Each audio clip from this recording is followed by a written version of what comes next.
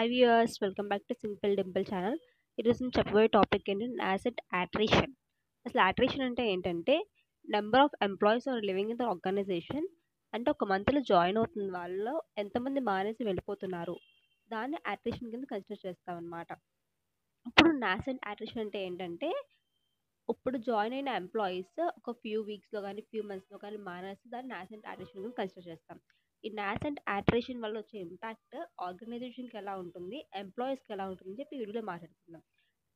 ఒక ఎంప్లాయీకి ఎట్లా ఉంటుందంటే ఇప్పుడు తను ఒక జాయిన్ అయ్యాడు ఒక ఆర్గనైజేషన్ నుంచి లెఫ్ట్ అయ్యి వెళ్ళిపోతే తనకి మెయిన్లీ రీజన్స్ ఏంటంటే ఇక్కడ ఎంప్లాయర్ బిహేవియర్, దాంతో పాటు కొలీగ్స్ బిహేవియర్, జాబ్ రోల్ ఒకటి ఇచ్చి మళ్ళీ ఇక్కడ వచ్చేసరికి వర్క్ ఒకటి ఉండి, ఇవన్నీ మేజర్లీ వచ్చే ప్రాబ్లమ్స్. వర్క్ అవర్స్ కూడా మనం ఎక్కువగా చేర్చుకుంటే ఎంప్లాయీస్ అన్న వాళ్ళు వర్క్ బర్డెన్ ఫీల్ అయ్యి మెయిన్లీ న్యూ జాయినర్స్ వాళ్ళు ఆర్గనైజేషన్ వదిలి వెళ్ళిపోతారు. అలాగే ఆర్గనైజేషన్కి వచ్చే ఇంపాక్ట్ ఏంటి? హైరింగ్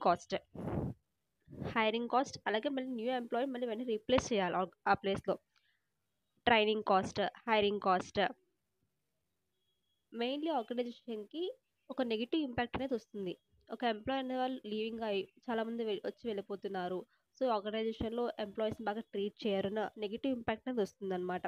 అందుకని మోస్ట్లీ చాలా కంపెనీస్ అన్నవి ఎంప్లాయీని ఎగ్జిట్ చేయడానికి ఇష్టపడరు అనమాట.